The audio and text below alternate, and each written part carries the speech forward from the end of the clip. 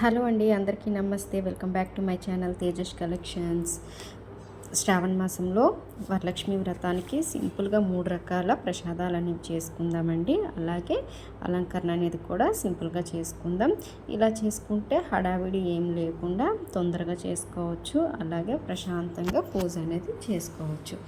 మరి ప్రసాదాల్లోకి ఫస్ట్ అయితే అందరూ కూడాను పులిహోర పరమాన్నం అనేది కంపల్సరీ చేస్తారు కదండి. ఇది సింపుల్గా ఎలా చేసుకోవాలో ఇప్పుడు చూద్దాం. ఫస్ట్ నేను పెసరపప్పు పునుగులు అనేవి చేస్తున్నానండి, స్వీట్ పెసరపప్పువి. అయితే వీటికి ఒక గ్లాస్ పెసరపప్పు అనేది నానబెట్టుకుంటున్నాను. ఇది జస్ట్ 1 అవర్ నానితే సరిపోతుంది. దీన్ని 2 టైమ్స్ చక్కగా వాష్ చేసేసుకొని కొన్ని వాటర్ వేసుకొని 1 అవర్ నానబెట్టేసుకోవాలి. అలాగే ఫస్ట్ రైస్ అనేది మనం ఉడికించేసుకోవాలండి. తర్వాత పులిహోర కోసం చింతపండు అనేది నానబెట్టి పక్కన పెట్టేసుకోవాలి. ఇది పరమాన్నం కోసం అండి. పాలు పక్కన అనేది వేడి చేసేసుకుంటున్నాను. చూసారు కదండి, రైస్ అనేది చక్కగా ఉడుకుతుంది. ఇలా రైస్ అంతా ఉడికిపోతే దీంట్లోనే పరమాన్నము మరియు పులిహోర అనేది చేసేసుకోవచ్చు. 2 వెరైటీస్ అనేవి. ఫస్ట్ అయితే పరమాన్నం ఎలా చేయాలో చూద్దాం. పాలు అనేవి మరిగించేసుకొని దాంట్లో ఉడికించిన రైస్ అనేది కొద్దిగా వేసేసుకుంటే సరిపోతుంది.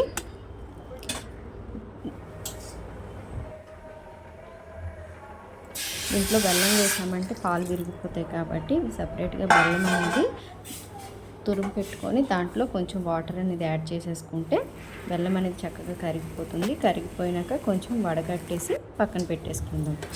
ఇది జస్ట్ లైట్గా తీసిపాకం వచ్చేంత వరకు ఉడికించేసుకుంటే సరిపోతుందండి. తర్వాత పాలల్లో చక్కగా రైస్ అనేది ఉడికిపోయింది. దీనిలో ముందుగా వడకట్టి పెట్టుకున్న బెల్లం పాకాన్ని వేసేసుకుందాం. ఇది కొంచెం చల్లారిన తర్వాత వేసుకుంటే పాలు అనేవి విరిగిపోకుండా ఉంటాయి. చక్కగా కలుపుకొని దీంట్లో కొంచెం ఇలాచీ పౌడర్ అనేది కూడా వేసుకుంటే మనకి ఎంతో టేస్టీగా ఉండే పరమాన్నం అనేది రెడీ అయిపోతుంది. ఇంత సింపుల్గా. నెక్స్ట్ మనకి ఏవైనా డ్రై ఫ్రూట్స్ కావాలి అంటే వేసుకోవచ్చు. నేనైతే ఏం వేయట్లేదండి. ఇలాగే చాలా టేస్ట్ అనిపిస్తుంది. ఎందుకంటే పాలల్లో మాత్రమే చేసాం కాబట్టి టేస్ట్ బాగుంటుంది. నెక్స్ట్ పులిహోర కోసం ఆల్రెడీ రైస్ అయితే చేసి పెట్టేసుకున్నాం కదా. ఫస్ట్ ఆయిల్ అనేది ప్యాన్లో వేసేసుకోవాలి. దీంట్లో కొన్ని ఆవాలు, జీలకర్ర అనేది యాడ్ చేసుకుందాం.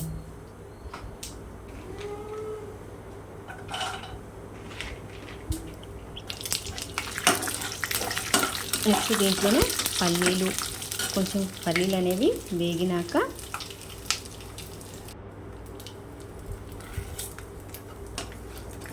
శనగపప్పు అనేది వేసుకుందాం.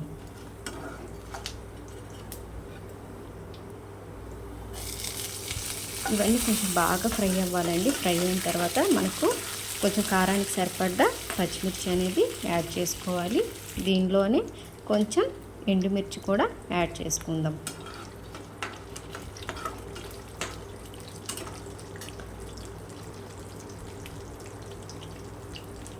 తర్వాత పులిహోరకు ఇంగువ అయితే కంపల్సరీ వేసుకుంటాం కదా. ఇంగువ కూడా ఈ తాలింపులోనే వేసుకుంటే స్మెల్ అనేది బాగా ఉంటుంది. దీనిలోకి చింతపండు గుజ్జు అనేది పిండి పక్కన పెట్టేసుకొని అది కూడా యాడ్ చేసుకోవాలి. సరిపడా సాల్ట్ కూడా వేసేసుకుందాం. తర్వాత పసుపు అనేది యాడ్ చేసుకోవాలి. ఇవన్నీ కూడాను చక్కగా ఆయిల్ అనేది పైకి తేలినట్టు మరిగితేనే పులిహోర ఒకవేళ మిగిలినా కూడా మరుసటి రోజుకి పాడవకుండా ఉంటుందండి. తర్వాత దీంట్లో కొంచెం కరివేపాకు అనేది యాడ్ చేసుకోవాలి. ఇలా మొత్తం అన్నీ ఫ్రై అయినాక చూసారు కదండి, ఈ విధంగా వస్తేనే పులిహోరకి పర్ఫెక్ట్గా సరిపోతుంది. ఆయిల్ చూసారా పైకి తేలి చింతపండు గుజ్జంతా దగ్గరకు వచ్చింది. ఇప్పుడు దీంట్లో సాల్ట్ అనేది యాడ్ చేసుకొని తర్వాత ముందుగా ప్రిపేర్ చేసుకున్న చింతపండు గుజ్జుని వేసేసుకొని చక్కగా కలిపేసుకోవాలండి.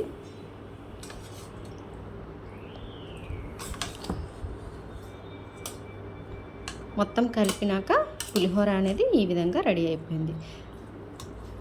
చాలా ఫాస్ట్గా అయిపోతాయండి. ఇలా సింపుల్గా చేసుకుంటే మనం కూడా ఎక్కువ శ్రమపడ అవసరం లేకుండా ప్రసాదాలని ఈజీగా ఒక 1 అవర్లోనే 3 వెరైటీస్ ఆఫ్ ప్రసాదాలు అనేవి రెడీ అయిపోతాయి.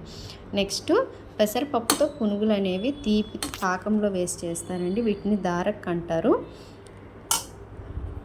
పెసరపప్పు ఆల్రెడీ నానిపోయిందండి ఒక 1 అవర్. దీంట్లోనూ మనము పెసరపప్పు అనేది ఎటువంటి వాటర్ లేకుండా గట్టిగా కొంచెం రుబ్బుకోవాలి.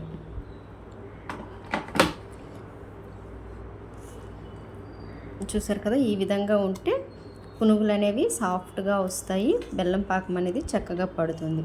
అలాగే ఇది రుబ్బేసుకొని పక్కన పెట్టుకున్నాక దీంట్లో కొంచెం సాల్ట్ అనేది యాడ్ చేసుకోవాలి. తర్వాత బెల్లం పాకం అనేది పక్కన రెడీ చేసుకుందాం. ఆయిల్ కూడా పెట్టేసుకుంటే అన్నీ ఫటాఫట్ అయిపోతాయండి.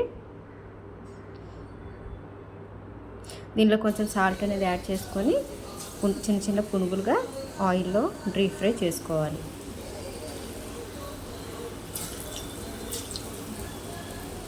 అటువైపు బెల్లం పాకం అనేది రెడీ అయిపోవచ్చిందండి. అది కొంచెం తీగ పాకం రావాలి. తీగ పాకం వచ్చినాక ఈ పునుగులు అనేవి ఆ తీగ పాకంలో వేసేసుకోవాలి.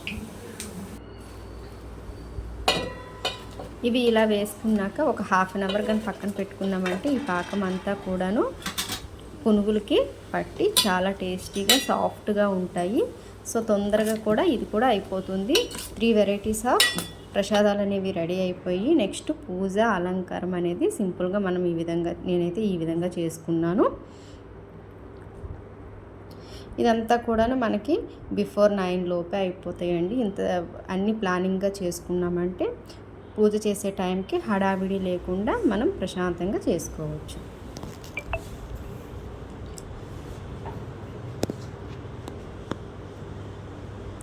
చూసారు కదండి ఈ వీడియో కనుక మీకు నచ్చినట్లయితే లైక్ చేయండి, షేర్ చేయండి, ఛానల్ను సబ్స్క్రైబ్ చేసుకోండి. మరిన్ని మంచి వీడియోల కోసం తేజస్ కలెక్షన్ను ఫాలో అవ్వండి. Thank you for watching.